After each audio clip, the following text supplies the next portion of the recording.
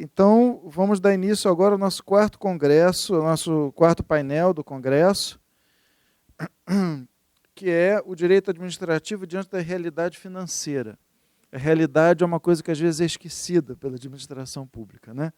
Então, sobretudo a realidade financeira é esquecida pela administração pública e pelas pessoas que pedem algo à administração pública, sobretudo. Então, eu acho que é muito oportuno um painel como esse.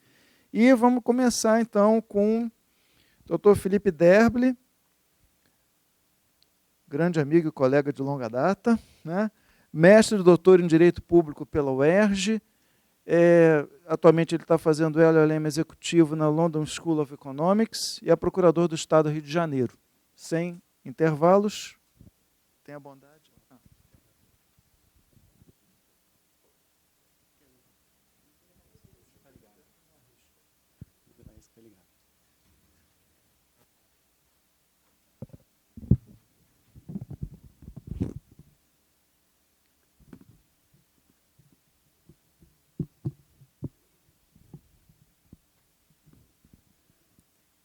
Muito boa tarde a todos.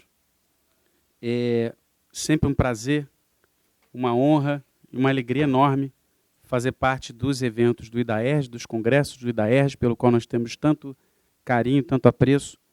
E eu não posso começar sem cumprimentar aqui o meu querido amigo José Carlos, que é o grande artífice desses nossos eventos, é quem bota esse congresso de pé todo ano, e a gente sabe o esforço, o sacrifício que ele faz. Vou fazer também aqui os meus agradecimentos ao Procurador-Geral do Estado, que você não chegou a estar a caminho, disse que vinha. Agradecer ao Procurador-Geral pela acolhida que deu, pela sua ideia de acolher o IDAERJ dentro da estrutura da PGE e nos oferecer aí um suporte do ponto de vista logístico para que a gente consiga dar um novo fôlego às nossas atividades. Cumprimento a todos os presentes e digo e aviso a todos também que nós vamos ter, além desse evento aqui, a gente está com muitas ideias interessantes para o ano que vem. Vamos fazer também outros eventos menores. A gente já está planejando, por exemplo, para o começo do primeiro semestre do ano que vem, um congresso só com novos talentos. Vamos aí recuperar a ideia do Marco Chiruena de trazer mais gente, de abrir um espaço para quem está a fim de compartilhar suas ideias, os seus estudos com todos. Vamos fazer aqui um evento bem aberto a quem puder participar. Estamos ainda na formatação disso, mas é uma ideia que a gente está guardando com muito carinho e acha que faz muita justiça à memória do Marcos, à memória do Diogo, que tinham esse objetivo de propagar aí o estudo do direito administrativo. Eu queria hoje falar sobre inteligência artificial, blockchain, tecnologias disruptivas na administração pública. Não desisti de falar disso não, mas eu precisava achar um assunto que fosse minimamente relacionado com o tema central do Congresso, que são os 30 anos da nossa Constituição, o jubileu de pérola, o Zé Carlos gosta dessas expressões, o jubileu de pérola da Constituição brasileira, e, ao mesmo tempo, oferecer uma contribuição, ainda que modesta e breve, a um debate e a um combate, a tentar aqui esclarecer informações e ir de encontro, e não ir ao encontro de, o que me parece ser uma grande campanha de desinformação que tem um matiz ideológico evidente. O meu assunto é teto de gastos e regra de ouro, juridicização da escassez, ou o novo regime fiscal, ou ainda a farsa do congelamento dos gastos sociais. Quem já teve a oportunidade de conversar comigo sabe que eu sou um sujeito cético e ácido. Portanto, não vai ser muito diferente nos próximos minutos. Eu vou começar com a citação de Thomas Sowell, que é indispensável. A primeira lei da economia é a escassez. Faz um favor para mim, deixa ali, que eu vou derrubar. Eu sou muito desastrado. Obrigado. A primeira lei da economia é a escassez. A primeira lei da política é ignorar a primeira lei da economia. A gente sabe que não se faz política, nem aqui, e como vocês podem ver, Sowell é americano, nem nos Estados Unidos, nem no lugar do mundo, com grandes considerações a equilíbrio fiscal. Só que ele está aí, a realidade sempre se impõe. Um antecedente histórico para falar de teto de gastos, curiosamente, está lá nos idos de 2005, quando então o ministro da Fazenda, Antônio Palocci, sugeriu um teto de gastos, metas fiscais de 10 a 15 anos, não atreladas à inflação, como está sendo discutido agora, mas atreladas ao PIB. Imaginem isso durante os anos de recessão em que o PIB foi negativo, né? À época, a ministra de Minas e Energia, depois chefe da Casa Civil e depois presidente da República por 6 anos, por um mandato e meio, disse que era uma proposta rudimentar e teria dito a expressão gasto público é vida e, portanto, rejeitada, a ideia foi rejeitada à época. Então, o antecedente histórico está, em boa parte, do lado de quem hoje muito se opõe à regra do teto de gastos. Essa é uma tradição da política brasileira. O teto de gastos foi inserido pela Emenda Constitucional 95, de 2016, que introduziu no ato das disposições transitórias os artigos 106 a 114, que diz basicamente o seguinte: olha, a despesa primária, ou seja, aquela excluídos os juros da dívida, de 2017, não poderia ser mais do que 7,2% maior do que a de 2016, aí incluídos os restos a pagar. De 2018 em diante, a despesa primária só poderia crescer ano a ano dentro do limite da inflação medido pelo IPCA, que é o índice oficial do IBGE.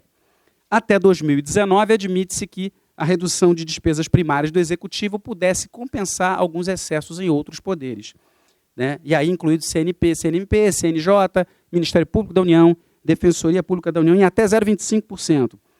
Até 2036. A partir de 2019, essa compensação não pode mais acontecer. Teríamos, então, 20 anos de limites fiscais, só que no 10º ano, no meio do caminho, seria possível, a partir de então, que o presidente da República, exclusivamente, ele encaminhasse projeto de lei complementar, o que ele pode fazer ano a ano, a partir de 2026, para alterar o método de correção dos limites, ou seja, troca o IPCA por um outro índice qualquer, mas apenas o método de correção.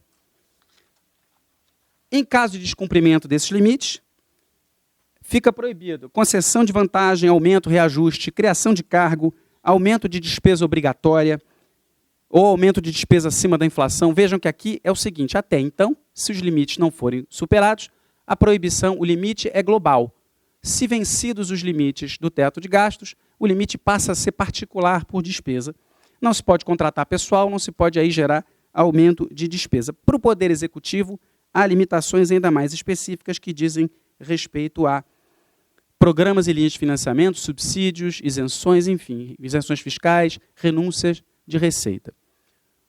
Onde é que pega, portanto, onde é que o sapato aperta? De quem é o sapato, de quem é o calo que o sapato aperta no teto de gastos? Basicamente, funcionalismo público e, do ponto de vista das isenções fiscais, das renúncias de receita, o empresariado. O cumprimento do teto de gastos, na verdade, incomoda ao empresariado que depende, empresariado brasileiro, que depende muito de subsídio, porque não consegue desmamar, porque a atividade empresarial no Brasil ainda é muito dependente de verba estatal, isso um dia vai ter que acabar, ou o funcionalismo público, que tem lá os seus interesses bravamente defendidos no Congresso Nacional. Numa expressão, o teto pega quem tem lobby. Quem não tem lobby, o cidadão que depende da saúde pública, da educação pública, esse não tem como evitar o teto de gastos. E o teto, eu insisto, é global. E a história do congelamento das despesas com saúde e educação? Como é que é essa história? Diz a emenda 95, diz o ADCT agora, que a partir de 2017, os pisos seriam calculados ainda de acordo com o que está previsto na Constituição. Percebam, piso, limite mínimo de aplicação de recursos. A partir de 2018, esses limites mínimos, esses pisos, crescem de acordo com o IPCA. Eu estou sendo enfático ao falar em piso para dizer duas coisas. Primeiro, o teto de despesas é global. Portanto, o que acontece agora é que se uma despesa sobe, a outra tem que descer para se encaixar no teto. Segundo, se eu estou falando aqui de piso, significa que as despesas com saúde e educação podem perfeitamente subir acima do limite previsto na Constituição. Isto não é um problema, desde que outras sejam encurtadas, que sejam encolhidas. O problema é que muitas dessas despesas que atrapalham esse crescimento estão contratadas. Contratadas entre aspas. Eu estou falando basicamente de pessoal, de funcionalismo e de previdência. São despesas que, numa primeira abordagem, não poderiam ser reduzidas. Podem, mas a gente sabe que, além de ser muito mais difícil, tem limites, tem regras constitucionais específicas para isso e tem um custo político altíssimo. Acrescento ainda que, na prática, não é incomum que esses limites que haja dificuldade para atingir esses limites. Não é incomum que órgãos de saúde e de educação públicas não consigam chegar a esse limite. Então as pessoas estão fazendo muita gritaria. Mas vai congelar os gastos. Gastos esses que mal conseguem ser cumpridos na prática. A realidade aí, mais uma vez, atropelando essas teses. Isso tudo acontece, gente, por uma revelação, um fato que eu vou revelar agora. É uma revelação bombástica e eu acredito que será surpreendente para muita gente. Dinheiro público também acaba. Tem gente que acha que não, mas o dinheiro público também acaba. Alguns números, a expectativa mais recente do Tesouro Nacional de déficit primário da União é de 141 bilhões de reais. Isso é muito dinheiro em qualquer lugar do mundo. A carga tributária brasileira chega hoje a cerca de 32%, ultrapassa os 32% do PIB. O que isso quer dizer? Quer dizer que num cenário de economia patinando, aumentar tributo dificilmente vai gerar um resultado de aumento significativo de arrecadação. E outra, o Estado na verdade é um grande RH. A maior parte das despesas do Estado, da administração pública, está em remuneração de pessoal e custeio de previdência. Resta muito pouca margem, por exemplo, para gastos com previdência. Alguns exemplos gritantes: a UERJ, por exemplo, consome mais de 70% do seu orçamento com folha de pagamento. Em 2014, a USP consumia 105% do seu orçamento com folha de pagamento. E aqui, lembrando a frase que o ministro Barroso utilizou num determinado julgamento, ao discutir, aplicar o uso da análise econômica do direito para julgamento dos casos, ele dizia o seguinte: a matemática é indiferente a escolhas ideológicas. Não dá para a gente negar os números, não dá para a gente negar os fatos com base em ideologia. O fato é que as despesas públicas comprimem, as despesas com pessoal e previdência comprimem demais as despesas com outras áreas, as despesas, por exemplo, as não obrigatórias. E a emenda 95, o teto de gastos, se limita a tornar isso transparente, se limita a tornar isso óbvio. Um quadro aqui interessante, se vocês olharem bem aqui nesse quadro, ali em 2018, quer dizer, nos últimos 12 meses, esses dados são da Secretaria do Tesouro Nacional também, 47% das despesas públicas do governo federal, do governo central, foram com benefícios previdenciários. 24% com pessoal, 27% outras despesas obrigatórias, ou seja, 98%. Sobra 2% para quaisquer outras despesas. E agora, o que a emenda 95 fez, o que o ADCT prevê agora é a juridicização disso. E eu quero sustentar aqui que esta juridicização é plenamente constitucional. O que a emenda 95 fez foi nada mais, nada menos do que tornar jurídica a escassez econômica. A gente tem uma coisa que é curiosa, que é o seguinte: o dinheiro público, como eu disse, é um dinheiro que também acaba. Só que juristas e aplicadores do direito se recusam a acreditar nisso. Aí você vai e emenda a Constituição para dizer, olha, agora você tem uma expressão jurídico-constitucional para dizer que o dinheiro público também acaba. Tem que ter teto de gasto porque eu não vou conseguir vencer um déficit graças ao descontrole das despesas públicas. Eu estou aqui discutindo o que eu estou dizendo que a emenda 96 introduziu no texto constitucional um trade-off que a realidade já tinha mostrado que existe. Nós temos um cenário de recursos concretamente limitados, nos quais eu preciso, para subir determinadas despesas, reduzir outras. É o que a gente faz em casa. Se eu quiser trocar os meus filhos de escola, eu vou ter que reduzir alguma outra despesa. E não existe nenhum impeditivo jurídico para a majoração de gastos sociais do Estado, desde que outras despesas sejam reduzidas. Como eu disse, o dinheiro acaba. O aplicador do direito acha que não. Você emenda a Constituição para dizer, olha, constitucionalmente agora o dinheiro acaba. O que acontece depois disso? O jurista diz que a emenda é inconstitucional. Lógico. Já há 8 ações diretas de inconstitucionalidade no Supremo, pelo menos até hoje de manhã, pode ser que tenha entrado mais alguma, 8 ações diretas de inconstitucionalidade no Supremo para discutir teto de gastos. Todas elas sob a relatoria da ministra Rosa Weber, e a mim, pelo menos, não surpreende nem um pouco que das 8, 5 sejam de entidades associativas de servidores públicos e outras 3 de partidos políticos de oposição. Partido político de oposição, ok, é do jogo. só que as entidades associativas, e aí eu incluo servidores quaisquer, incluindo magistrados, defensores, membros do Ministério Público, quadros de apoio, associações, federações de servidores, enfim, é a turma que está brigando feio contra o teto de gastos. Eles apresentam vários argumentos, eu separei aqui os que me parecem as teses mais importantes, ou as mais sensíveis. A primeira delas diz respeito à autonomia financeira e orçamentária, e aí vale para o Ministério Público, para o Judiciário, para a Defensoria Pública, que é nada mais, nada menos que um corolário da separação de poderes. Acho que essa tese é insustentável.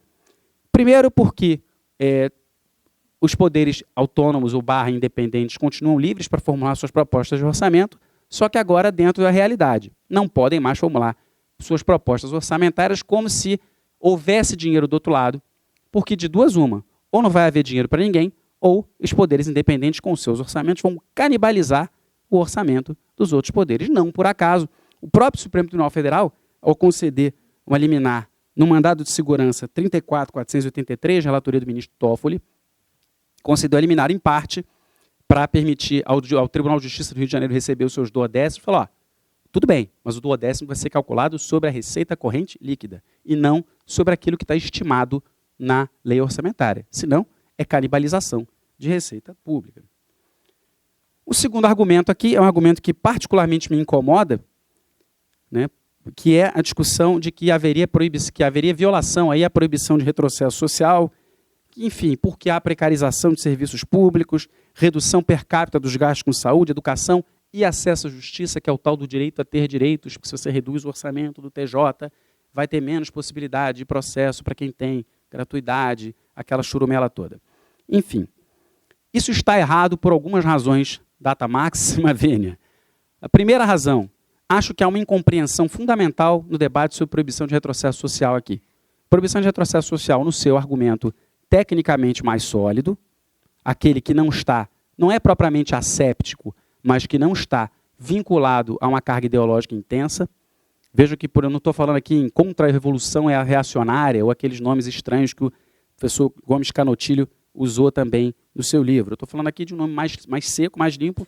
Isso é uma tese para estabelecer limites à atividade do legislador infraconstitucional, a sua possibilidade ou não, né, ou seus limites para a redução do alcance de uma norma infraconstitucional que dê concretude a um direito plasmado na Constituição. Aqui, teto de gasto é emenda constitucional. Nós estamos falando de, eventualmente, se for o caso, eu acho que não é, de limites materiais ao poder de reforma da Constituição.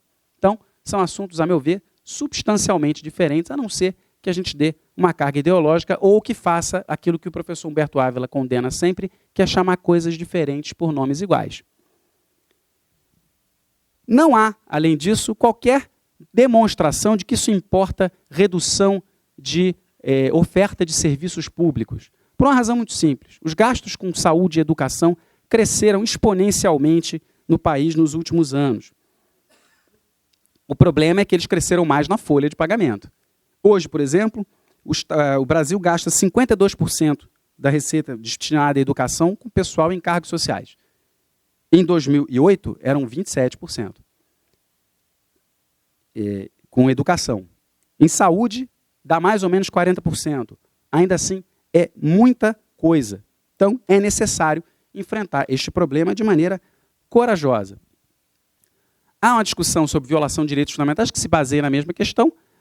Quantidade de dinheiro não é qualidade. Os gastos cresceram ao longo dos anos, não só cresceram de forma errada e desordenada, como não nos trouxeram propriamente uma melhora qualitativa nos serviços que são oferecidos à população. Portanto, o fato de dizer que tem menos dinheiro não é prova de nada. E de mais a mais, se a arrecadação cair, as receitas destinadas a esse serviço vão cair também. Então, essa é uma questão também que nem as circunstâncias nos livrarão. Há outros dois argumentos. Há um argumento aqui de dignidade da pessoa humana, que é assim, manjadíssimo, acho que, pelas razões que já expus, não se coloca. Não há demonstração de que isso por si só é capaz de ofender a dignidade de quem quer que seja. Mas há dois últimos ali que me parecem mais sofisticados e merecem um debate, uma atenção mais especial. O primeiro deles, acho que eles se relacionam, né? A relação entre um princípio democrático, se diz que com a constitucionalização de uma matéria que seria uma matéria de lei de plano plurianual, né? Um plano plurianual de 20 anos, de acordo com uma das iniciais lá, haveria um esvaziamento do espaço de deliberação anual dos legisladores sobre as despesas públicas. O argumento me parece insubsistente por algumas razões. Primeiro, o debate persiste. Podem continuar discutindo onde vão alocar as receitas, só que essa discussão de alocação estará restrita à realidade de um país deficitário, com uma economia alquebrada, que precisa se recuperar, mas antes precisa fazer uma faxina nas suas finanças. Outra coisa, existem várias matérias que foram constitucionalizadas em termos de despesas de pessoal, por exemplo, em matéria de pessoal, em matéria de previdência, desde a emenda 19, emenda 20, emenda 41, que ampliaram o grau de disciplina constitucional de questões sujeitas a despesas com pessoal, e nem por isso se discutiu ali que havia violação ao princípio democrático. Foram matérias que também foram retiradas do alcance do legislador. Terceiro, esse negócio de dizer que constitucionalizar é retirado do alcance do legislador não serve para um país que tem mais de 100 emendas constitucionais. Não faz o menor sentido. Sobretudo porque as emendas podem ser revogadas, a não ser que fossem relacionadas com direitos e garantias fundamentais ou com alguma cláusula pétrea da Constituição. Eu até gostaria de enfrentar a discussão sobre se o equilíbrio financeiro da administração pública é ou não uma cláusula pétrea, mas acho que é um debate intenso, um debate longo, que a gente não conseguiria travar aqui. Mas pensem, por exemplo, em teto remuneratório, subsídios, regras de previdência, tudo isso foi inserido na Constituição e nem por isso havia uma discussão sobre exclusão do debate democrático. Então, o que sobra? Ah, não, então se eu estou controlando despesa primária, fora os juros, então sobram juros. Quer dizer, a administração pública está se preparando para pagar aos banqueiros, para pagar aos rentistas. A ideia é essa, é todo um complô para dar dinheiro para o rentista. Eu não vou entrar na discussão de quem é rentista, se o rentista é bom, se o rentista é mau, se isso vai para banco ou não. O que eu vou aqui alertar, o alerta que eu vou fazer aqui é outro. O controle de despesas primárias abre espaço para redução do endividamento público. Por que eu preciso reduzir o endividamento público? Porque se eu não reduzir o endividamento, uma hora eu vou ter que pagar. Se eu não consigo aumentar tributo, isso é o quê? Aumento de inflação. A gente vai pagar com inflação. E inflação é o imposto do pobre. O pobre não faz planejamento tributário contra a inflação. O pobre não compra NTNB, o pobre não é rentista. Então, vai ficar difícil para ele. O aumento do endividamento aumenta sensivelmente também o risco Brasil para o investidor estrangeiro. E outra, se a gente não reduzir o endividamento, o meu problema deixa de ser o teto de gastos e passa a ser a chamada regra de ouro. A regra de ouro está prevista no texto original da Constituição. Está previsto na sua redação original, artigo 167, inciso 3º, que proíbe a realização de operações de créditos que excedam o montante das despesas de capital. Ou seja, o governo não pode emitir dívida para pagar despesa corrente, senão é crime de responsabilidade. Despesa corrente aí é despesa com pessoal, previdência, despesa com inativo pensionista, material de consumo, que se distinguem das despesas de capital, que são, por exemplo, investimentos em obras públicas, equipamentos e instalações. Ou seja, pessoal e previdência comprimem dentro do subgrupo das despesas correntes, em relação às outras, e comprimem, numa visão macro, as despesas também de capital, comprimem a capacidade de investimento. E a gente precisa de investimento em infraestrutura. O Flávio foi muito assertivo aqui mais cedo. A gente precisa de investimento em infraestrutura para fazer o Brasil começar a roda na economia, começar a girar de novo para o Brasil voltar a crescer economicamente. A gente está com capacidade industrial ociosa, mas está travada por conta de gargalos infraestruturais. Para vocês terem uma ideia do tamanho da encrenca, aqui um quadro também da Secretaria do Tesouro Nacional, percebam que o Estado brasileiro está a 89,10% do seu limite aí de endividamento com despesa de capital. Daqui a pouco, se nada for feito, nós vamos invadir a área das despesas correntes na hora do endividamento. E aí a gente tem uma consequência séria. E aí não tem discussão de inconstitucionalidade, porque isso é a redação original da Carta Federal de 1988. Caminho, então, para as minhas conclusões, que são as seguintes. O argumento do, aspas, congelamento de gastos com saúde e educação, botem muitas aspas, por favor, é falso. O que aconteceu foi única e exclusivamente, na minha modesta opinião, a atribuição de expressão jurídico-constitucional à escassez de recursos públicos, que é um fenômeno da vida. Precisamos colocar na Constituição para que o gestor público consiga entender que ele não pode gastar mais do que arrecada, porque uma hora essa coisa vai estourar. Que sejam, pelo menos, por limites jurídicos. O que é necessário fazer? É necessário reduzir despesas. Se eu não consigo reduzir despesas presentes, por exemplo, com Previdência, que sejam reduzidas despesas futuras. Uma reforma da Previdência aqui é inadiável e ela tem que ser robusta para que ela gere um efeito na redução das despesas. É necessário também pensar em uma reforma da administração pública que racionalize, que reduza a estrutura de pessoal também. Nós vamos ter que pensar nisso. A administração pública chegou no momento que ela vai precisar pensar seriamente em cortar na carne. Pô, mas como é que eu vou fazer isso se os serviços públicos não atendem necessariamente a população? Eu preciso de gente. Bom, é aí que entra a capacidade do administrador de pensar em saídas tecnológicas. Ele vai ter que pensar em recursos que permitam, por exemplo, a redução de pessoal via inteligência artificial, para a substituição dos trabalhos repetitivos, para a utilização da blockchain para registros confiáveis, e assim eu cumpro a minha promessa. Eu disse que eu não tinha desistido, fiz aqui a minha referência rápida a esses dois temas que também me inquietam. As minhas observações a respeito do tema eram essas, eu renovo aqui os meus agradecimentos pela atenção de todos e devolvo a palavra aqui ao presidente da mesa. Muito obrigado.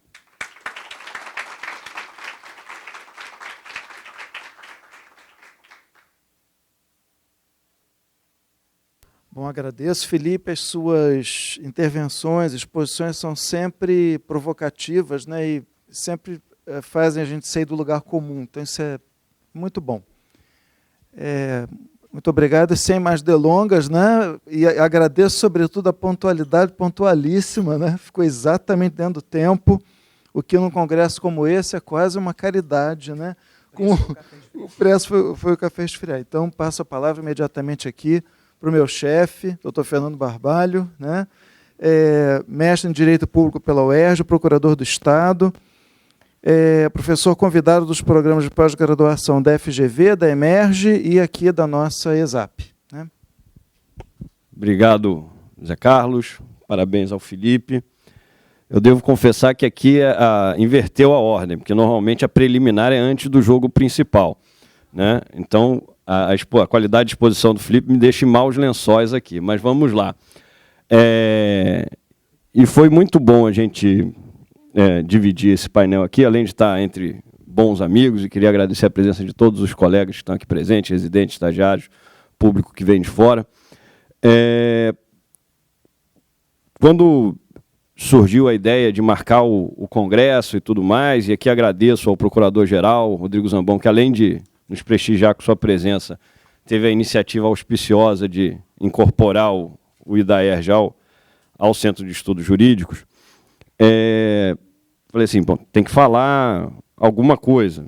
Só que a tradição que é mantida, além da vigília do direito administrativo, como fala o Zé Carlos, era eu sempre falar de direito e esporte, direito administrativo e esporte. Só que 11º Congresso esgotaram as possibilidades de eu inventar a forma de falar de direito e esporte.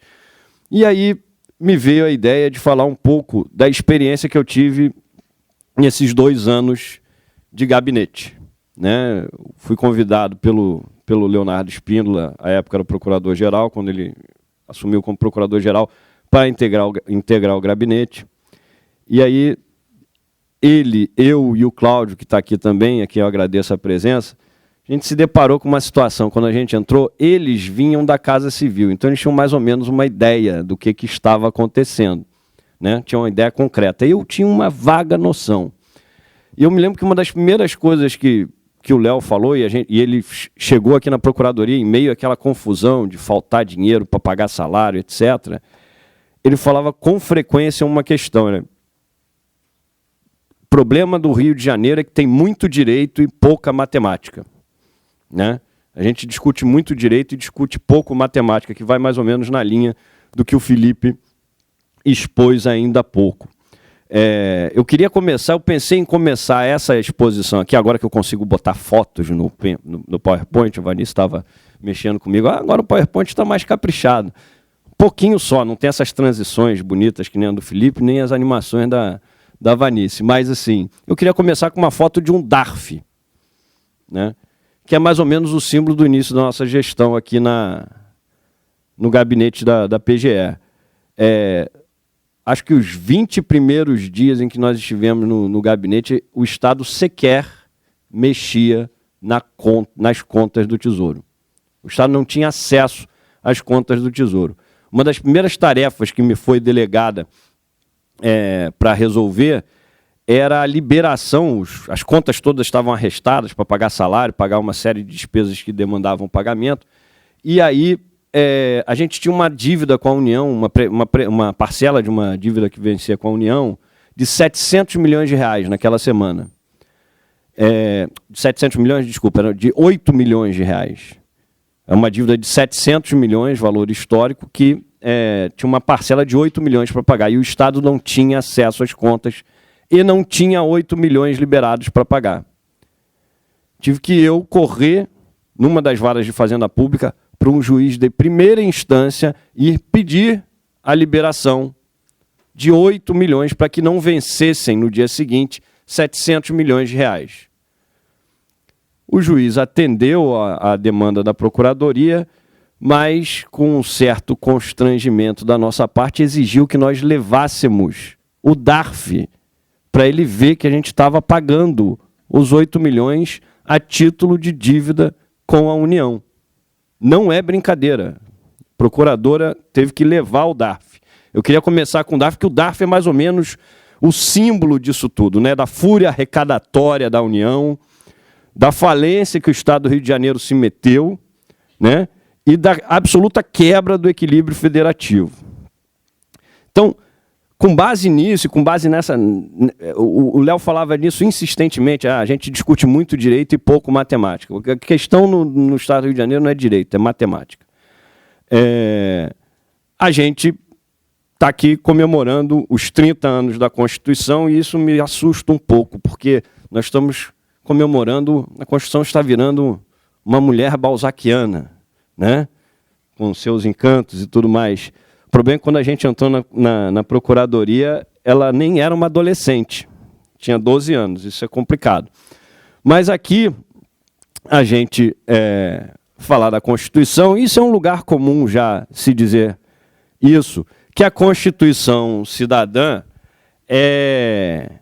trouxe direitos para todos, né? O processo de elaboração da Constituição contou com uma participação grande, muito intensa da sociedade, e assegurou direitos para todos. Eu brinco, quando eu dava aula na graduação, eu falava, o melhor lugar para morar no Brasil é no artigo 5º da Constituição. E no 6º. No 6º é melhor ainda, tem transporte, lazer, educação, né? Melhor lugar para morar Eu tinha uma época que o pessoal falava, melhor lugar para morar é em propaganda de político. Não, é no artigo 6º da Constituição. Lá você tem direito a tudo. E aqui, doutor Ulisses, com a Constituição na mão, né, anunciando esses direitos em profusão. Só que a gente agora, na realidade, a gente tem direito em profusão. É a questão que o Léo sempre se referiu, né? Muita discussão de direito e uma avidez muito grande da doutrina jurídica em dar efetividade a esses direitos, né? A gente tem até uma doutrina brasileira de efetividade constitucional. Então, basta estar enunciado na Constituição que nós vamos arrumar um jeito de dar para o cidadão que reivindica em juízo. E não à toa aqui na Procuradoria-Geral do Estado, agora a gente tem uma Procuradoria de Serviço de Saúde, com dezenas de milhares de processos, onde se administra o sistema de saúde a partir do Poder Judiciário. Então a gente construiu, a partir disso, eficácia objetiva dos princípios, eficácia direta dos princípios constitucionais, e é com base nisso que está calcado todos os pleitos de prestação de saúde. Doutora Vanice, que trabalhou ou ainda trabalha há muito tempo na Procuradoria de Urbanismo, direito à moradia, então vamos providenciar moradia, pagar aluguel, fazer o que for possível e impossível, mas tem que garantir, está escrito na Constituição, num passe de mágica, você tem que garantir a efetiva entrega da prestação social contida na Constituição. E agora conseguimos, já tem julgado no Supremo Tribunal Federal, que incorpora no nosso direito o estado de coisas inconstitucional, né? Na área o julgamento, salvo engano, foi na área de presídios. Então agora estamos incorporando mais um elemento para conferir ainda mais efetividade à miríade de direitos que nós temos na Constituição. E isso leva a um estado de falência, né? O orçamento da União para o ano que vem, salvo engano, é 1,4 trilhões de reais, dos quais 93% já estão comprometidos com despesas obrigatórias. É mais ou menos na linha que o Felipe estava expondo. O Estado brasileiro não tem dinheiro para fazer quase nada. E o Estado brasileiro, ele incorpora essa noção que o Felipe falou na palestra anterior, de ser um grande RH. Ele hoje existe para administrar sua folha de pessoal e sua folha de nativos. Para pagar, ele existe para se autossustentar. O governador Luiz Fernando Pezão, em determinado momento, falou assim: não aguento mais ser gerente de RH do Estado do Rio de Janeiro. Ele se lamentava que o final do governo dele era destinado a pagar folha. Todos os esforços do Estado existem para pagar folha. Enquanto isso, você vê um Estado em falência. Essa primeira imagem aqui não é do Estado, tá? É um incêndio recente lá no Lourenço Jorge. Mas, assim, nós vemos nas áreas cruciais. O que é um consenso básico? Eu e o Felipe, que somos dois liberais de repartição, como fala um caro colega nosso aqui na Procuradoria, dois que nós somos... E ele é convertido, ele é pior do que eu, porque eu sempre acreditei. Ele antes defendeu uma dissertação comunista na UERJ e tudo mais, né? Mas... panfletário, né? Mas agora é convertido. Convertido é pior do que o original, né?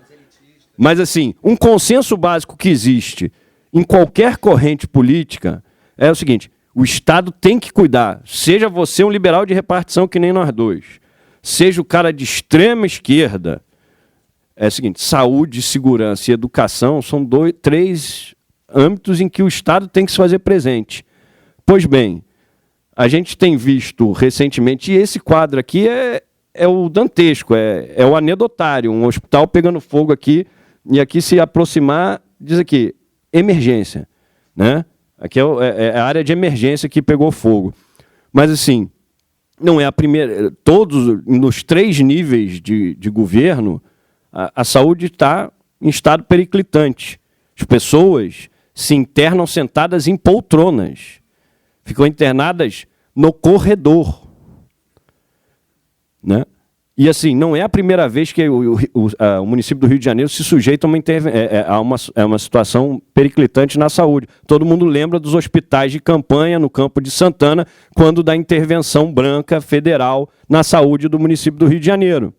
E aí, para seguir, o Estado do Rio de Janeiro agora está sob intervenção federal na área de segurança e está se sujeitando a regras muito estritas do Plano de Recuperação Fiscal, que nada mais é que é uma intervenção aguda da União na gestão financeira do Estado do Rio de Janeiro.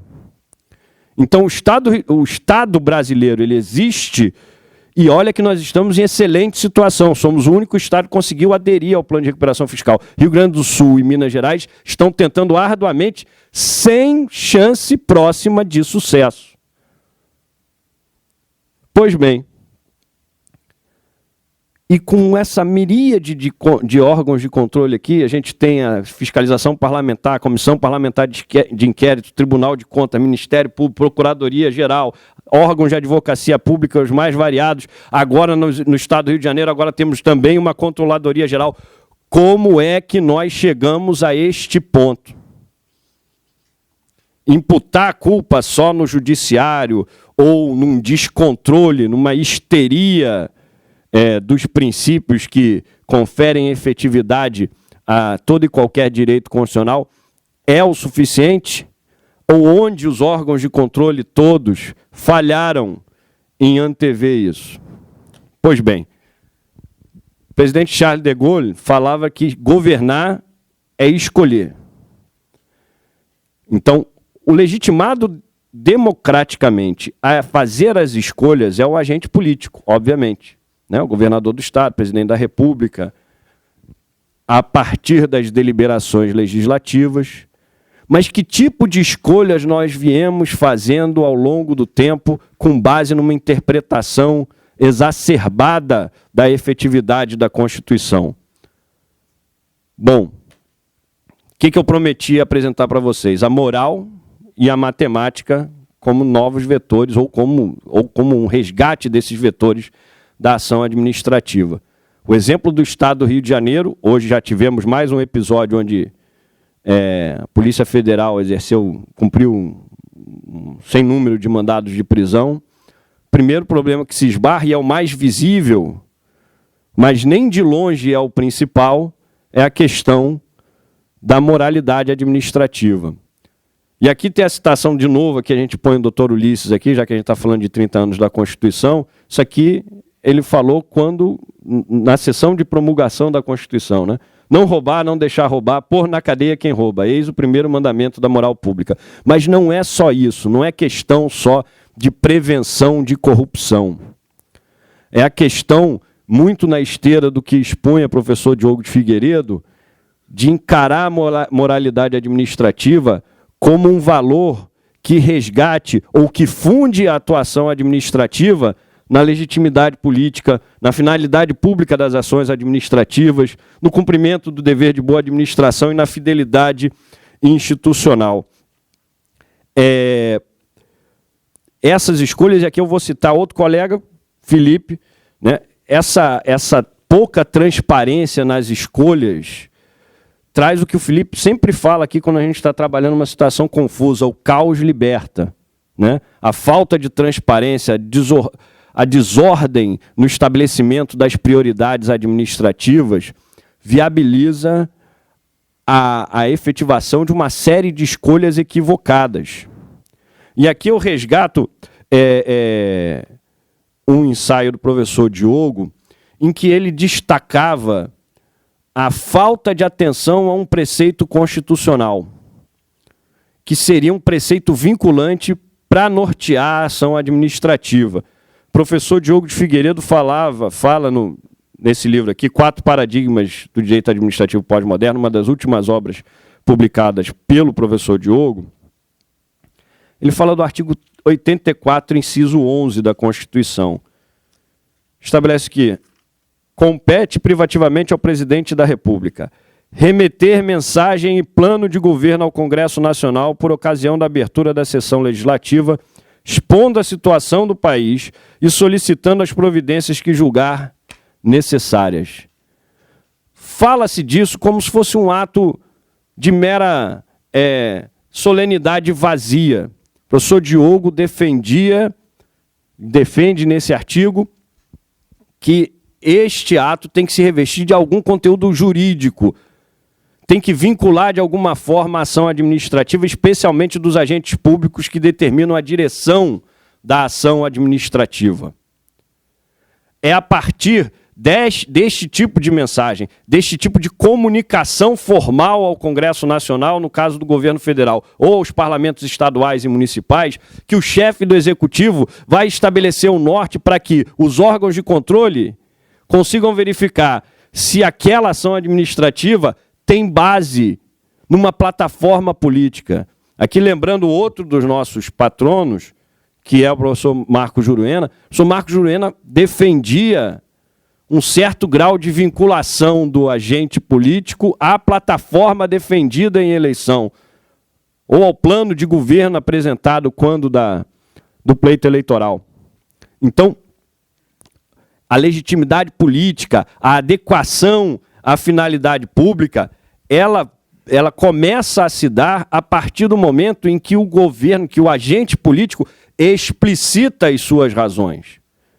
Hoje em dia é muito fácil, por exemplo, a gente malhar o ex-governador Sérgio Cabral, né? Descobriu-se uma série de ilícitos, etc, etc. Mas uma coisa que eu nunca entendi foi a grita do Maracanã, por exemplo.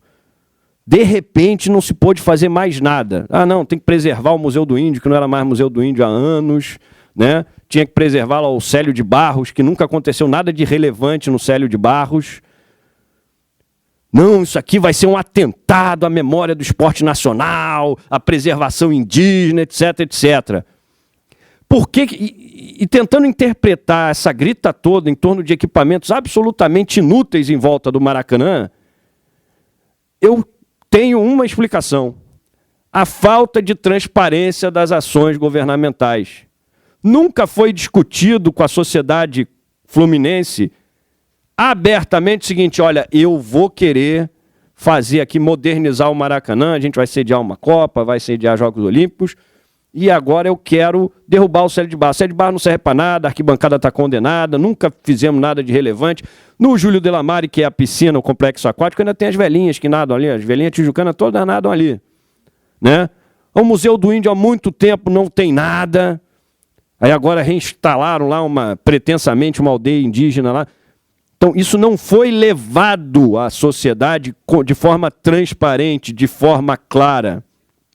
Se isso constasse de uma mensagem anual do governo à Assembleia Legislativa, ficaria claro desde o início, já se saberia onde há resistência, que argumentos são contrários. É assim que se faz um regime efetivamente democrático.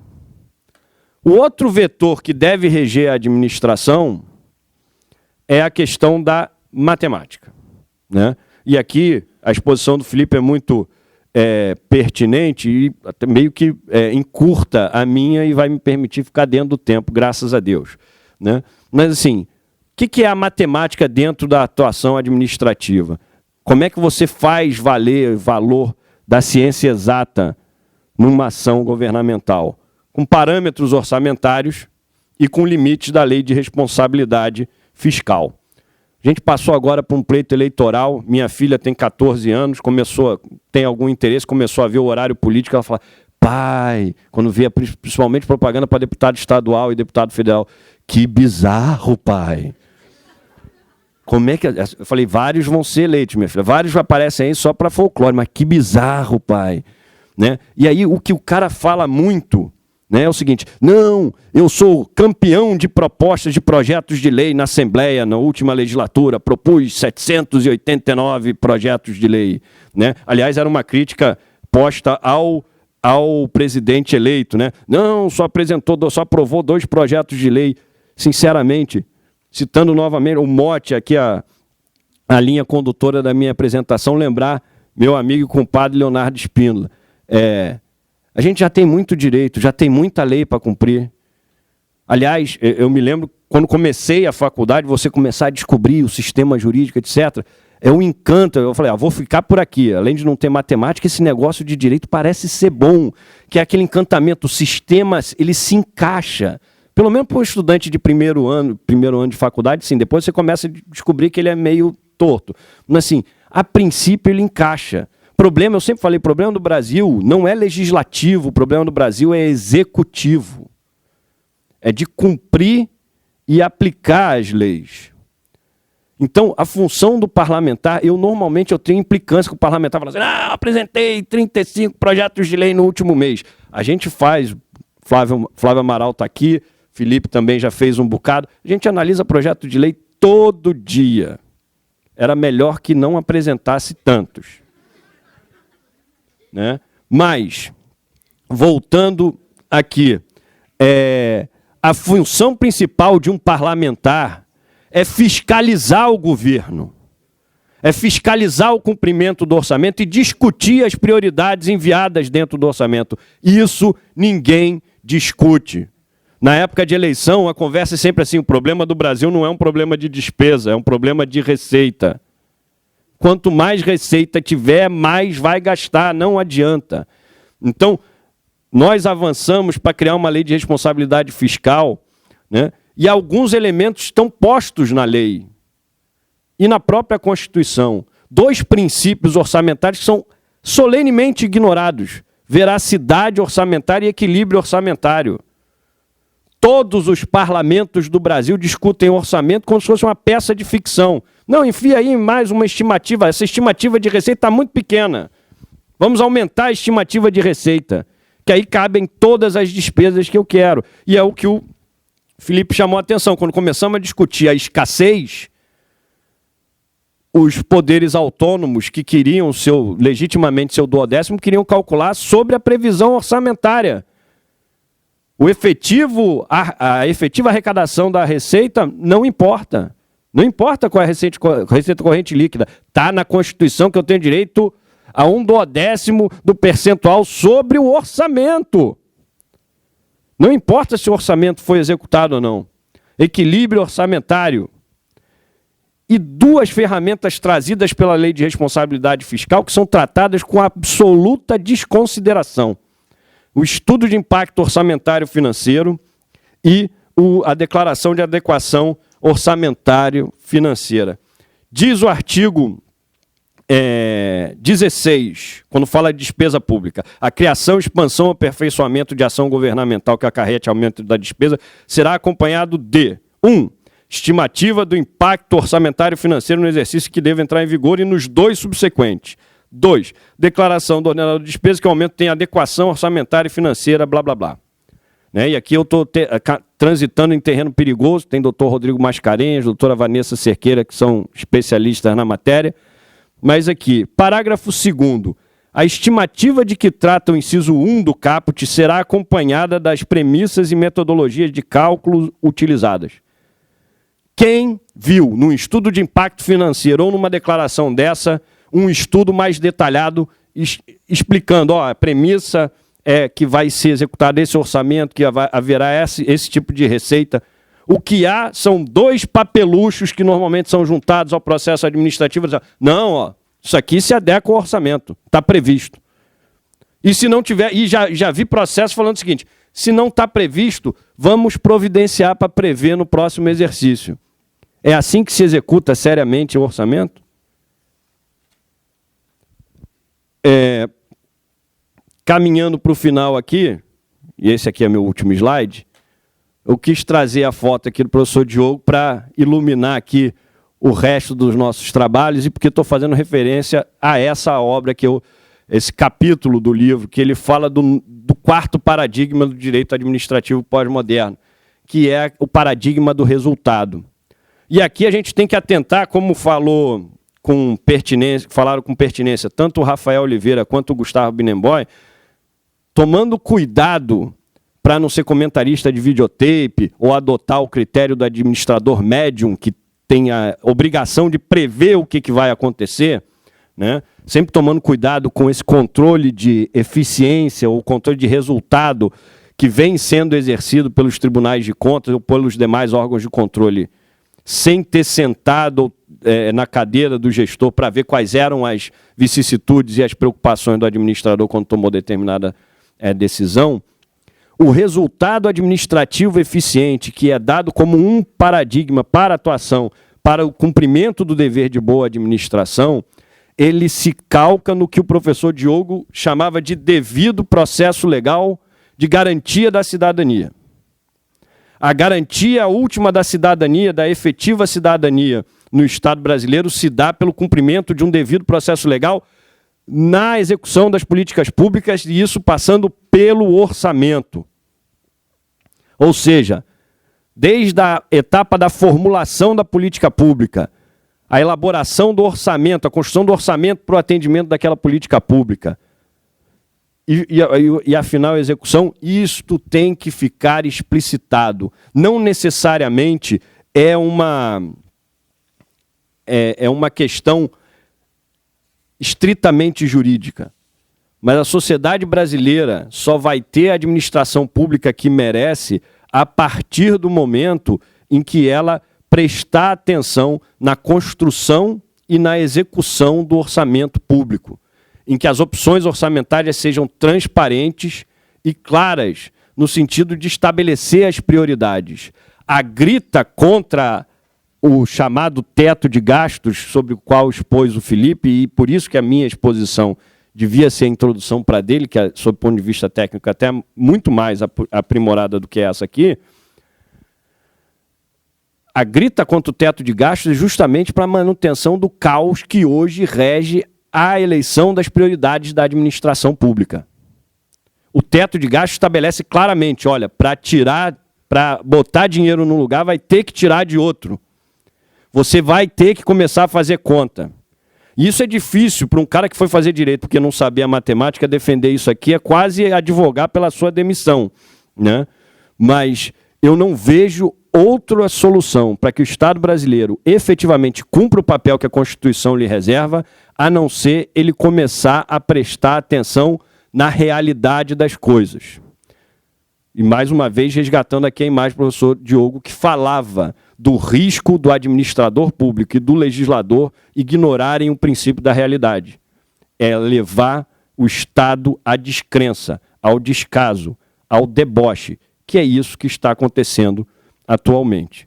Esperando que essas considerações tenham acrescido algo aqui no Congresso, desejo uma boa sequência de Congresso para todos, agradeço ao Zé Carlos por todo o empenho na construção desse Congresso aqui e desejo uma boa noite para vocês. Obrigado.